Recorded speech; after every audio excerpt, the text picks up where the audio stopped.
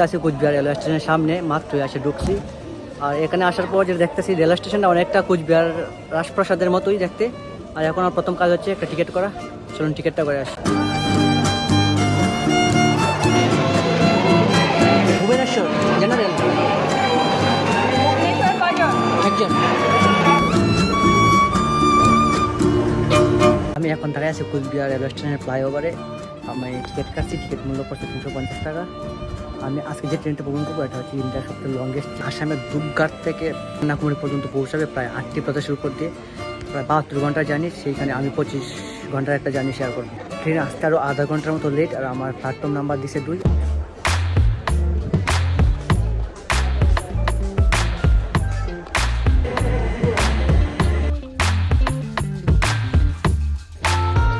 আমি এখন প্ল্যাটফর্মে বসে আছি। আমার উপরে হচ্ছে পাওয়ার ব্যাংক চালিয়ে দিচ্ছি, এর জন্য নিচে বসে আছি। আর এখন ট্রেনের অপেক্ষা, ট্রেন আসলে ট্রেন উঠবো। প্ল্যাটফর্ম নাম্বার আবার অ্যানাউন্স করছে 1 নম্বর প্ল্যাটফর্মে।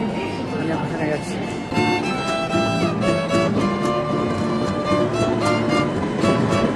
যা আশা করতাম তার থেকেও বেশি।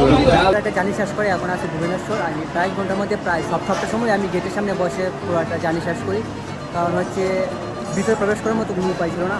এখন আমার যাত্রা শেষ হয় না। এখন এখান থেকে আমি যাবো পুরী। আর এখন এখান থেকে ট্রেন।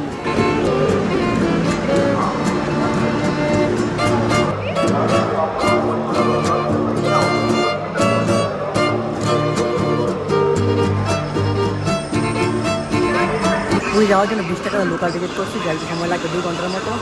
এখন হচ্ছে ট্রেনের জন্য অপেক্ষা করতেছি। আর স্টেশনটা বিশাল।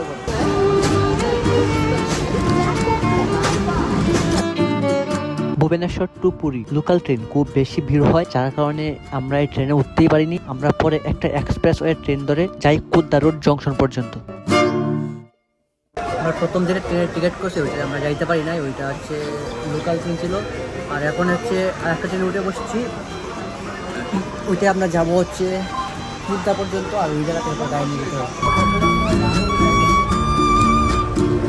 কুদ্দা রোড জংশনে পৌঁছে আমরা তৃতীয়বারের মতো ট্রেন পাল্টে পৌঁছে যাই পুরী জংশন।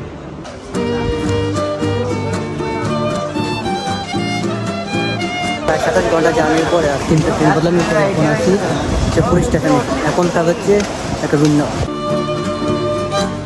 আমি উঠি একটা ধর্মশালায়, শ্রী চৈতন্য চন্দ্র আশ্রম। এখানে প্রতিটা থাকতে দিতে হয় 250 টাকা। আর 250 টাকার বিনিময়ে সবাই একসাথে ফ্লোরিং করে থাকতে হবে। রথ সময়কালীন এটাই পাওয়া অনেক কঠিন ব্যাপার। আমরা অলরেডি রুম একটা পাইছি। আর এখন হচ্ছে বিকাল দিক, ঘুরতে বেরোইছি। যেদিকে রথ বের হবে কালকে, এই রাস্তায় হাঁটতেছি। রাস্তাটা অনেক রাস্তার পাশে হালকা খাওয়া দাওয়া করে এখান থেকে একটা বাস নিয়ে 10 টাকা ভাড়া করে আমরা চলে যাই জগন্নাথ মন্দিরে। রুম থেকে রেস্ট করার পর যেটা আমরা ঘুরতে আসছিলাম, ভাবছি আজকে একটা বেশি একটা ভিড় হবে না, কিন্তু আজকে হাউসফুল, থাকার মতো জায়গা নাই। এখন আসছে হচ্ছে মন্দির।